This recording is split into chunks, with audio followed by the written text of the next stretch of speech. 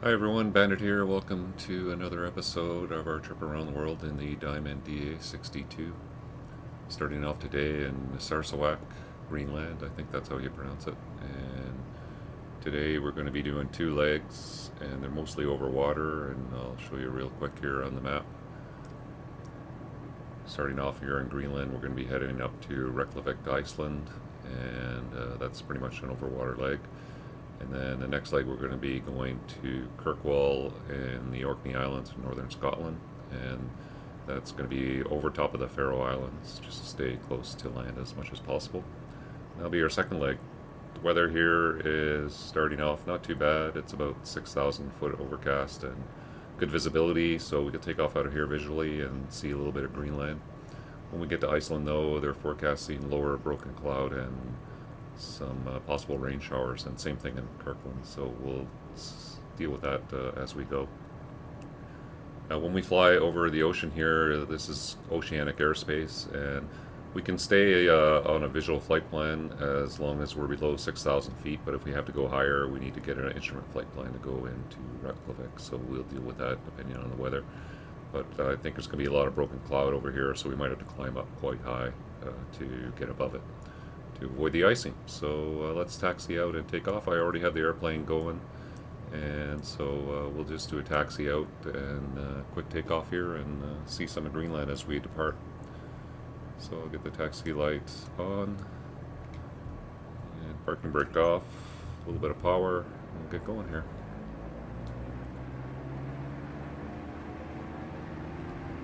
Winds are out of the north, and this runway runs east-west, so we can take off either direction, and we might as well take off heading east, which is the direction we want to go. So we'll taxi out here for departure off of runway 8. Or sorry, runway 06.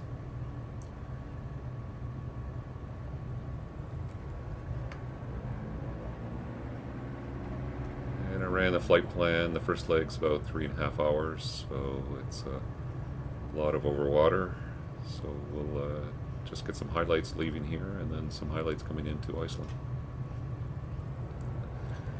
Now, when you were with us last episode, we came in here, it was nighttime, so we didn't see anything. You can see it's quite hilly terrain around here, and there's a harbor just ahead of us here. See a boat in the harbor there.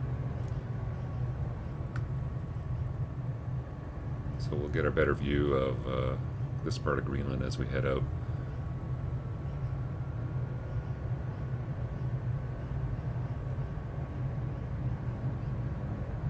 So as we're getting ready, getting ready to take off here. I'll put our landing light on, strobe light on, turn the taxi light off. Our flaps are takeoff. We'll get our boost pumps on. And we got 5,000 feet set. We got our track in for going to Greenland, or going to Iceland, and we'll start off on that track and 5,000 feet and see how it goes with the weather. You can see our windsock there. The wind's out of the north a little bit.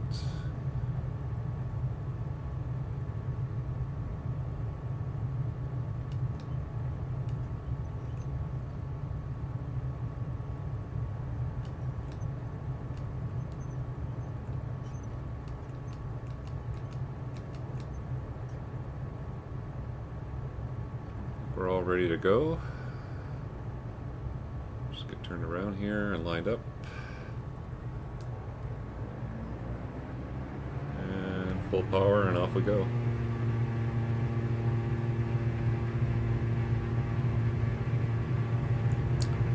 And temperatures and pressures are good. Airspeed's alive. 80 knots, we'll rotate. Positive rate, get the gear up.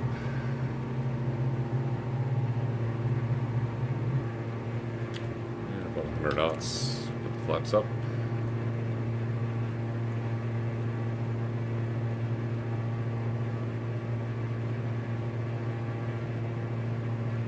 And the gear is up, and the flaps are up. Continue climbing on this heading for now, is just to get up this valley to get above the terrain there. Get our boost pumps off, landing light off, good. Temperatures and pressures are good. I'll bring the power back to a climb power of 95%. Let's take a look outside as we depart here. So, beautiful valley, leaving here. Nice high terrain. Party in Narsiswak. And comes in here. That's a harbor, and it's a fjord that goes all the way out to the ocean there. Quite beautiful scenery here. Still winter. And as you can see up ahead, we're already getting into the ice fields, or the ice flows, glacier activity. So basically there's a huge glacier or ice field over Greenland, and I'll just kind of show you on a map here where we're departing here. You can see out of here, basically this area here is kind of outside the ice field, but then as we get further north, it's just one big huge glacial ice field. And so if we take a look off to the left here, get a little higher, we should start just to see that ice field as we get going here. And this will flow up into it.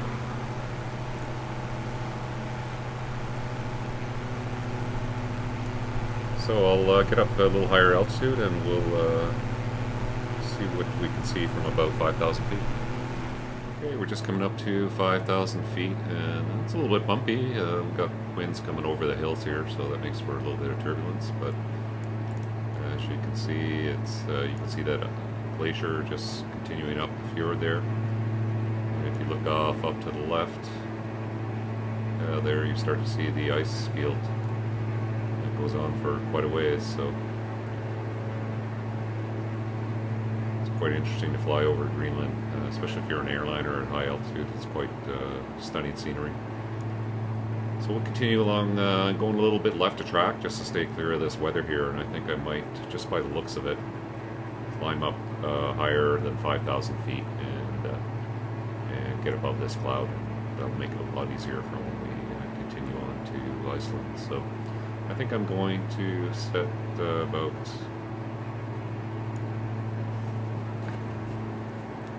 heading east, so I'll set about 11,000 feet for now and see if we can get above it. So I'll see you as we level off there.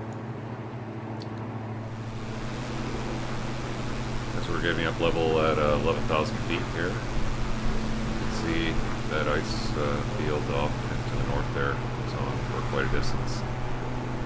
And we may have to go a little bit higher to get above this cloud up ahead, but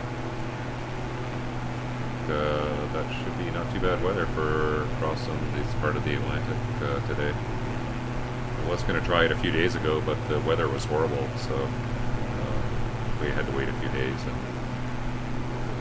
I think it was worth waiting because we're going to have a little bit better weather. So I'll talk to you a little further along en route, and we'll get a progress report as we level off at our cruise altitude. So here we are. I had to level off at 19,000 feet a little while back because of the higher cloud. And so we're at what's called flight level 190, and that's cruising an eastbound cruising altitude. And now we're in oceanic airspace, so I would have had to get an IFR clearance, or an instrument flight rules clearance. So we'll continue along as if we did that. And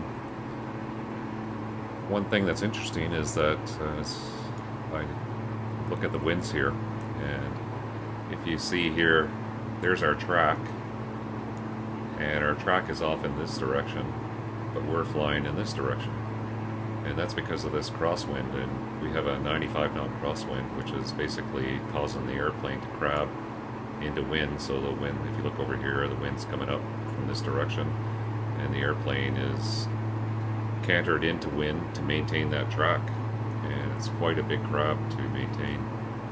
And if you look at our ground speed is 187 knots, even though our true airspeed is 200 knots. So we're losing a little bit of headwind component, and our time to go from here is 176 minutes, so that's just over 3 hours. So when I originally ran the flight plan, it was forecasting a tailwind, which means we would have had a little bit of a push and so the whole flight was supposed to be less than 4 hours, supposed to be 3 hours and 40 minutes, and right now we're already almost 3 hours, and we're well over an hour into the flight. So that's why it's always good to have extra fuel. Now this is a flight simulator thing, I think, because when I look even at the flight plan winds here, these are the winds we were supposed to have at this altitude. So we're heading this direction, and the wind barbs are behind us, and so they show like 30, 40 knot tailwind most of the way to Iceland going across here, and the winds even get stronger. So obviously the winds aren't the same in the flight sim here as they were in real life. Usually they're not too bad, so I was kind of surprised. But anyway, just based on that, I look at, we have almost 3 hours to go, and we're burning at our fuel flow right here about 16.5 gallons an hour, and we have about 36 gallons, but then we also have the 36 gallons in our ox tank, so we do have enough fuel to make the flight, and that's why it's always good to have extra fuel. So we'll continue along the lake, but if this happened in real life and it was a fuel critical issue and the winds weren't as forecast, you know, you get to a point where you have to make a decision, and maybe you have to go back to your departure aerodrome, because at least you know what the winds were for that segment. So sometimes you run into those situations, but usually the wind forecasts are pretty good, so I'm kind of surprised. Anyway, we'll continue on and talk to you a little further along as we approach Iceland. Hey everyone, we're about halfway here now, and we're still dealing with these crazy winds. Luckily it's mostly a crosswind here, still at 19,000 feet, we're flight level 190, and we still got these 100 knot crosswinds here, so our ground speed's staying pretty close to 200, which is pretty close to our true airspeed, so we're not losing any headway here. We still got a good couple hours to go, 120 minutes, so we'll keep on pressing here. It's time to start putting our ox fuel into the main tanks here. So see, our fuel is down to about 12.5 gallons a side, so come down to our ox pumps here and we'll turn them both on.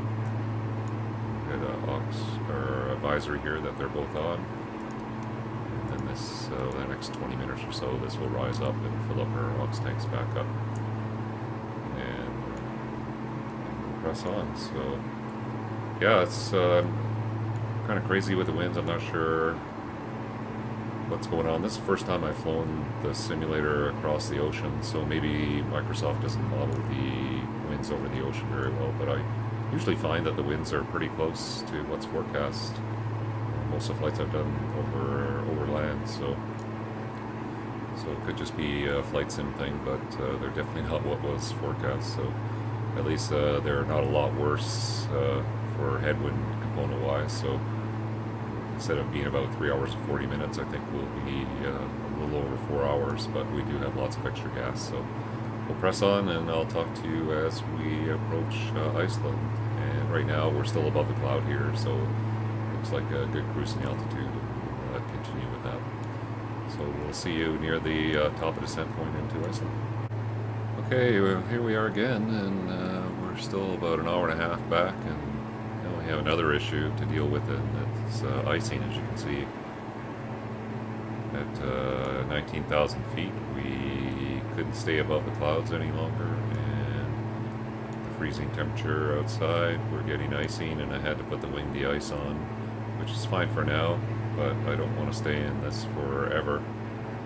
The winds are dying off a little bit, and we've got about 87 minutes, so a little less than an hour and a half to go to get to Iceland, and I don't want to be in this icing for that whole time. So if I look at the outside air temperature, it says right now it's minus 19 degrees Celsius outside, and generally the temperature should increase 2 degrees per 1,000 feet that we descend.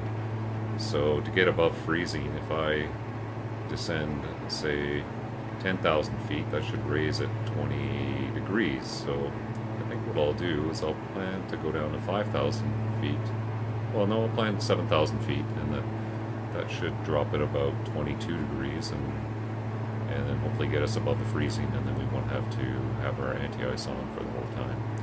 So let's try that out, and as you can see, our fuel's back up.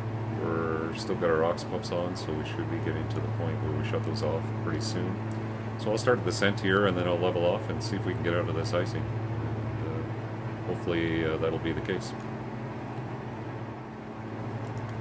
And I'll go through, before we start the descent here, I'll just go through the procedure using the autopilot. So right now we're on autopilot, and the autopilot functions are right over here. And you have an autopilot on and off, flight director, which is this pink bar here that shows you where you should be setting your attitude to maintain what you want the autopilot to do. And then you can track heading or nav or hold an altitude or select an approach or vertical speed. So generally what I'm going to do here is first I'm going to select the altitude I want to go to. So I do that with the altitude selector. And I'll select 7,000 feet, and that's the altitude we want. And then I'm going to do a descent, and I'm going to do it with you've got different ways to do it. You can do it with a vertical speed, so you can set your descent rate of 1,000 feet per minute, and then the aircraft will fly whatever speed you have the power set for. Or you can do a fixed speed descent, so it's called flight level change. And then, so I think that's what I'm going to do. I want to maintain a fixed speed, so I'll maintain 130 knots. So I'll select flight level change, and you can see it up here, flight level change, 130 knots. So now what I'll do is I'll put nose down, and I want to make it 130. But the airplane's not going to do anything because I still have the power set for cruise. So now if I bring the power back, so you see the power going back here, and I can bring it right back to flight idle to get my descent going fast to maintain 130. And it's going to tell me to check the gear because when you go to idle, it just wants to make sure that you know you're not landing, that your gear's up right now. So now you see the altitude descending. It's going to maintain 130 knots, and the autopilot will automatically level off. So I'll show you the level off process once we get down to our 7,000 feet. Okay, here we are just leveling off at 7,000 feet. And as we get down to 7,000 feet, if I leave the power set at idle here, it's going to slow down, so I need to bring the power back up. So the aircraft autopilot will automatically level off, but it doesn't do anything with the power, so I'll just bring it back up to our 85% cruise power setting and let our speed build up. And as you can see, hey, we're at 2 degrees, so we're below the freezing. So I think that would be pretty good for us. Shouldn't be getting any continuous icing here. I'm going to clean off the windshield now. And we'll just maintain this altitude for a little while and see how it works out for us. But you can see now it's raining, so that's definitely means we're not picking up any icing, so I think we should be pretty good. So we'll maintain this altitude for now, and we still got, I got our ox pumps off now, so you can see those are off, and we look at our fuel and we're just under 50 gallons, so about 48 gallons. We have an hour and 22 minutes to go, and at our fuel burn of 16.5 gallons an hour. Yeah, that should be no problem. So that will take about 25 gallons or so. So we have lots of fuel. So it's looking good right now.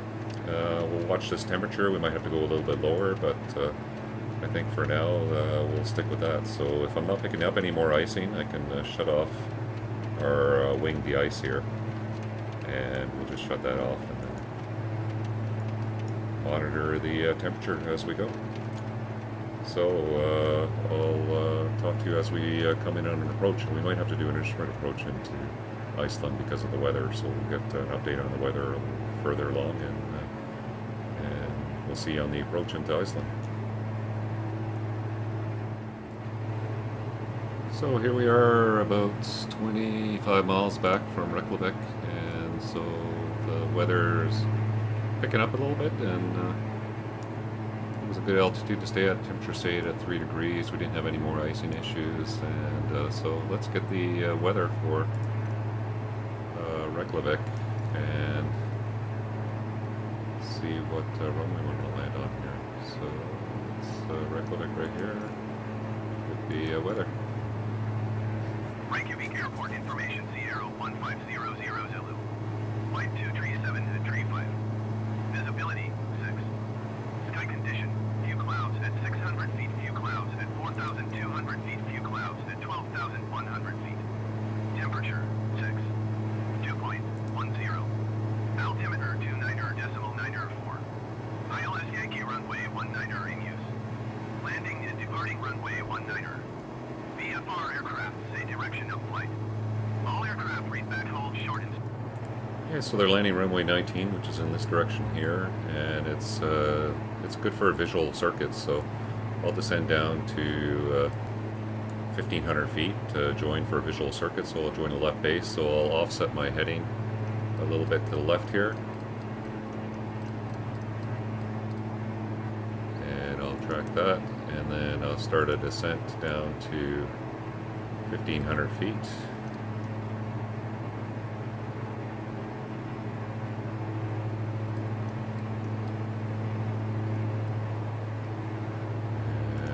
Start that down, speed back down, and the power.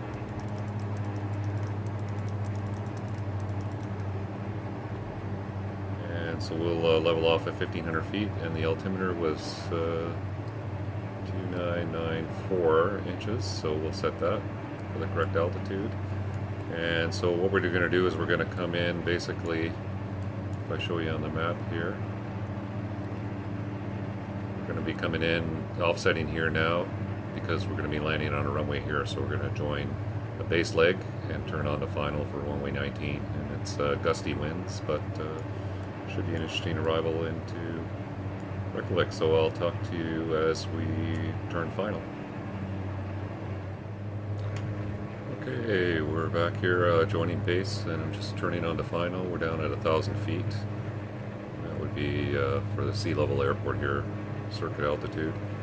Got our landing light on, and I'm just going to roll out final on there. Runway 19.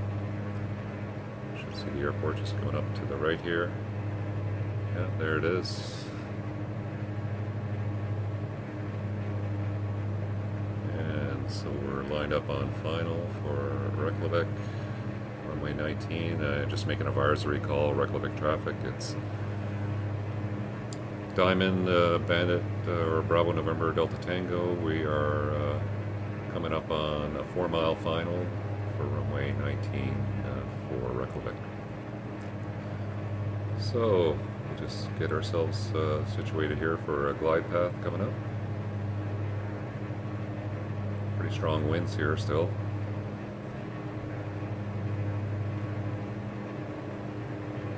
Up on 3 miles, so we'll get our gear down.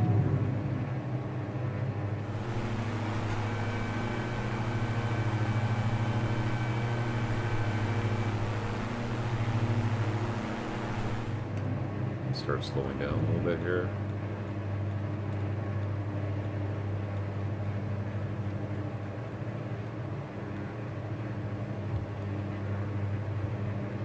The speed's coming back. Get our boost pumps on for the landing. And we'll put our approach flap down. And we'll get situated on our glide slope. And I'll shoot for about 90 knots on approach because it is windy here.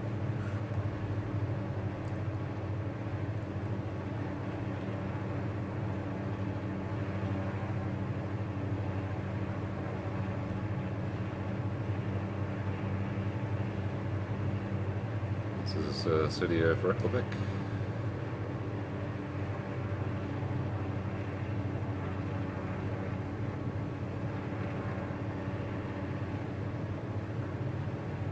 I'll do a little outside replay when we after we land there, just to show you a little bit more of the city. So speed's coming back nicely. We'll get our final flap set.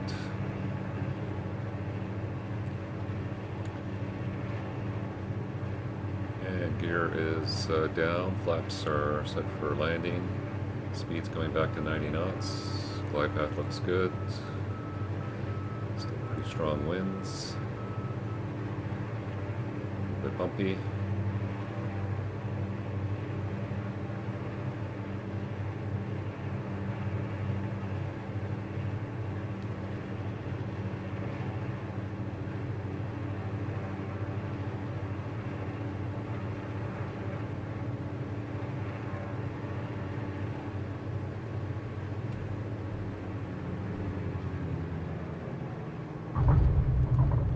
Touchdown.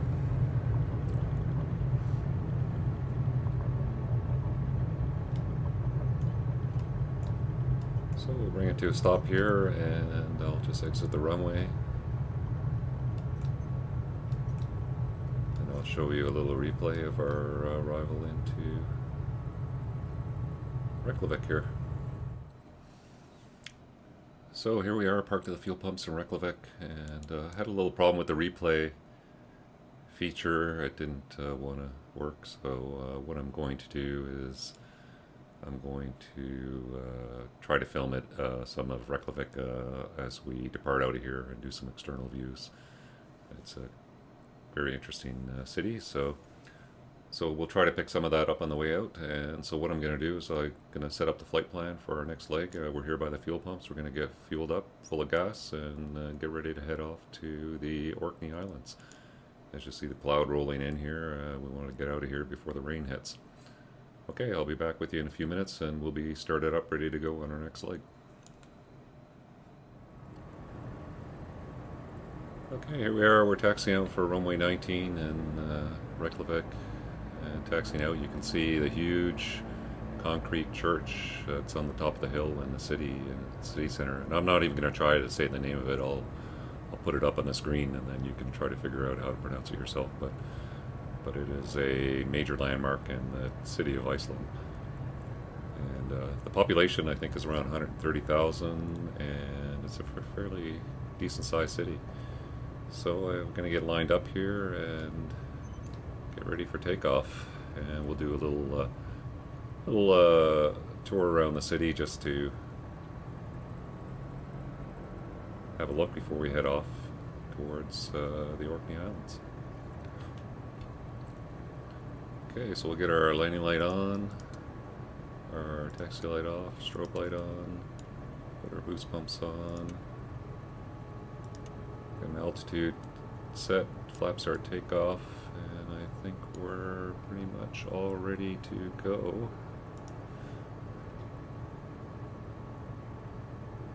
So we'll give it full power here and take off.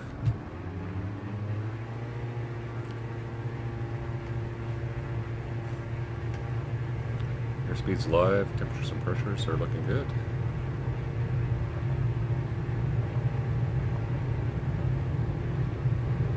$80 knots. Pause array, we'll get the gear up.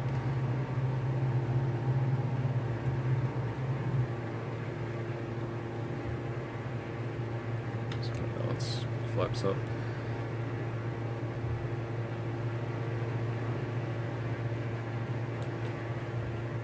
Do is we'll just make the left turn out and take a view of the city as we head out.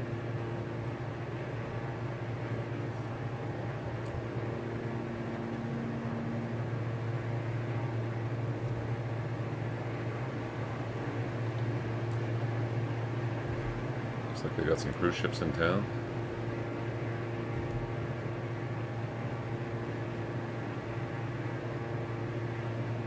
See the church there in the distance. That's part of the main downtown area.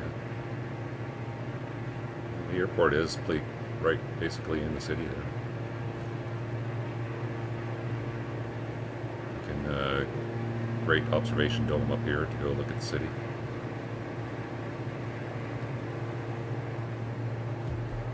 So I'll give you just level off and I will give you a quick external view and then head off on our track.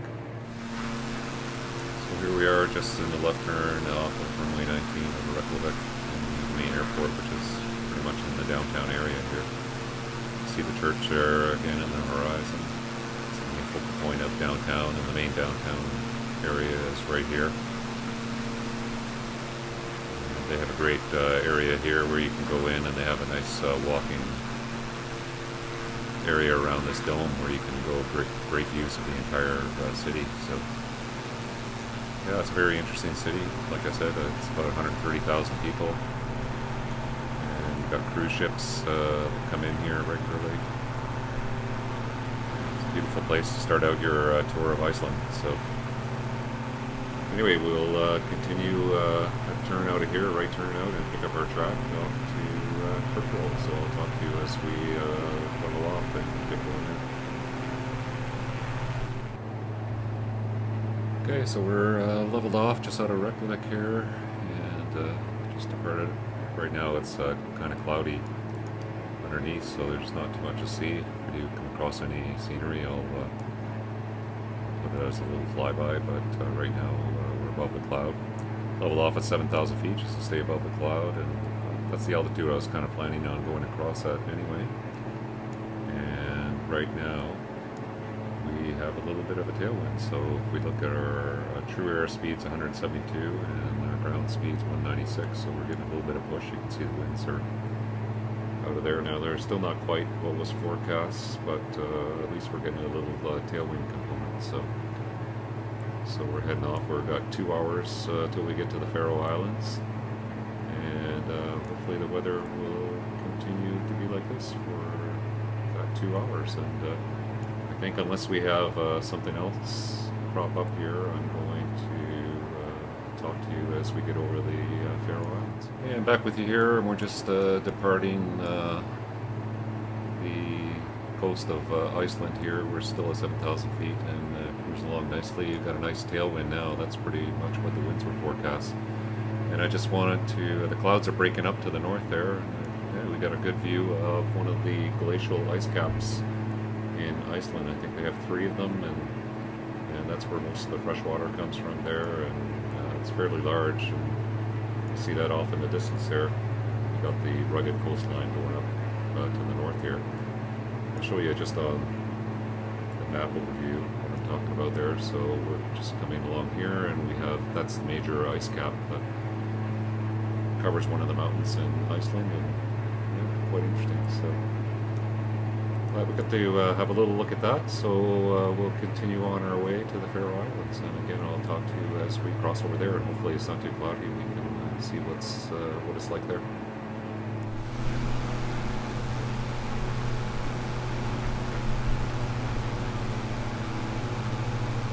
Okay, we're just coming up to the Faroe Islands, and it was at 7,000, and we were above the cloud, and I descended down to 2,000 feet to see if we could actually see anything, but unfortunately we're just at the cloud tops here, and because of the hilly terrain here, it's about the lowest safe altitude I can go to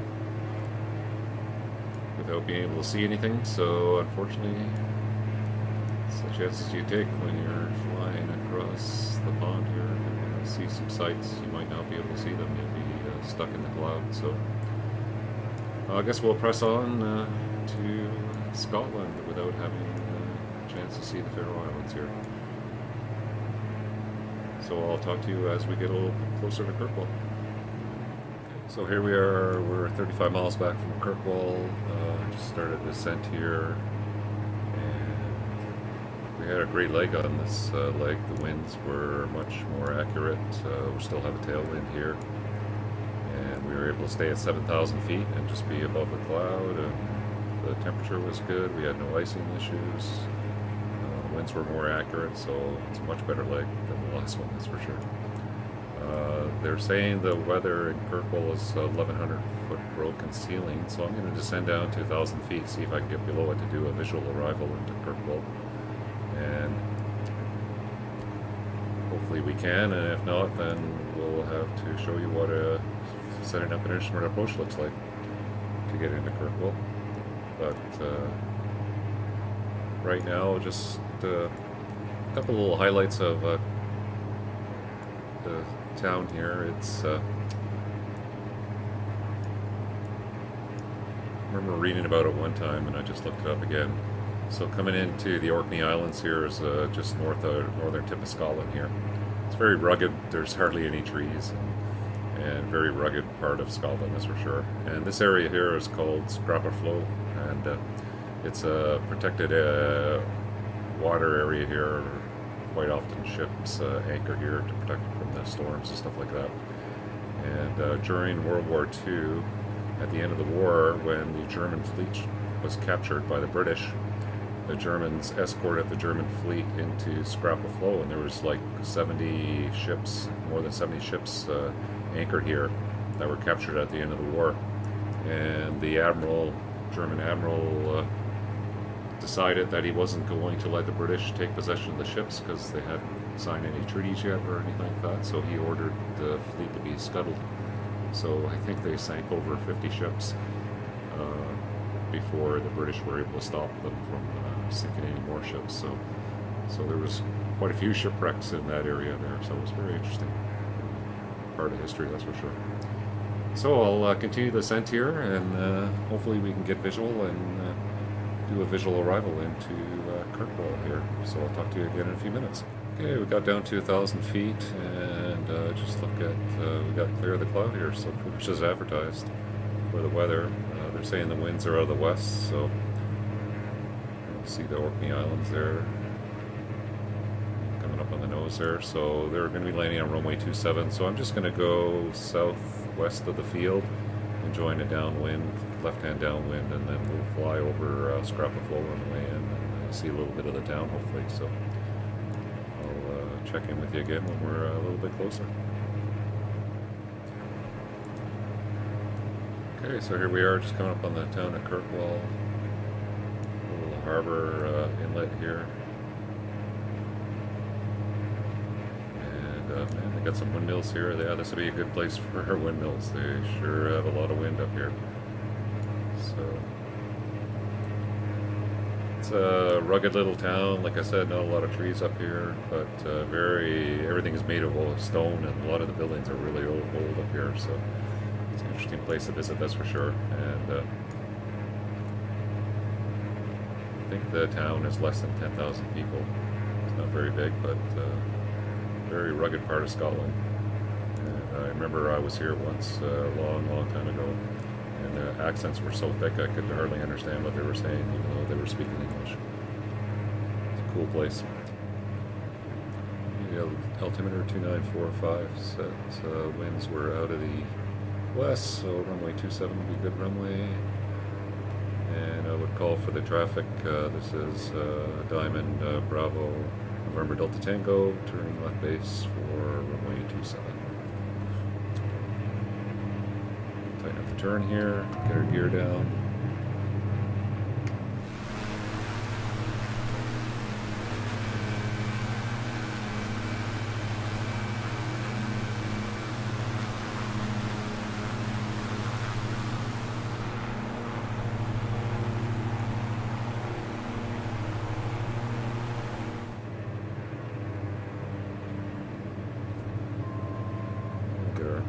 Coach flaps.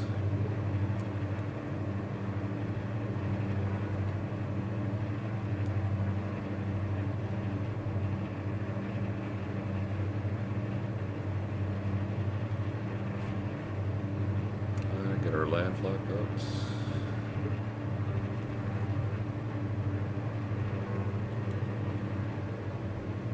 Slow down to 90 knots.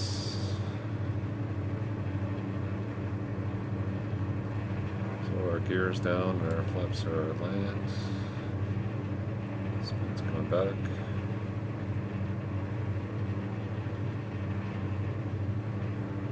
Got a glide path there.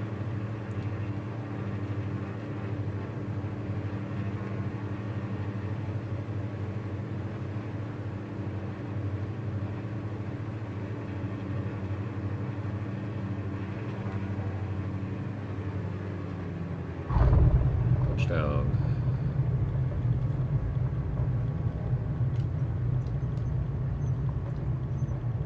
And welcome to the Orkney Islands, Scotland.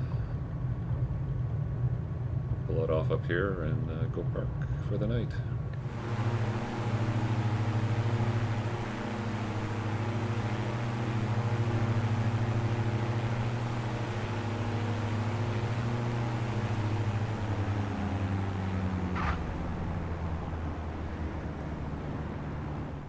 Well, here we are in Kirkland.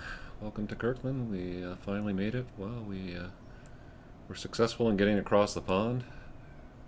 2 legs from Greenland today. That first one sure was challenging with those winds and that icing and cloud. It made for a difficult leg, but the second one was a lot easier. So that's the way it goes.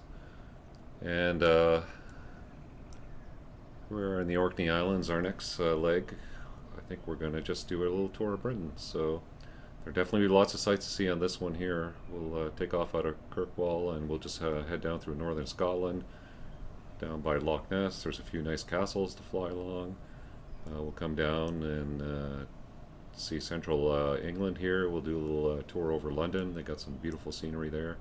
And we'll end up on the south coast of London, or south coast of England for the day. So not as long a trip, but we do a lot of deviations to see some sights along the way. So I'll have to wait for a day where we have some good weather. So it should be a great trip. So hope you enjoyed it so far, and make sure you hit subscribe down below and click the notifications so that you can be notified when we're doing our next leg on our trip around the world. Thanks for coming along, and we'll talk to you later. Band it out.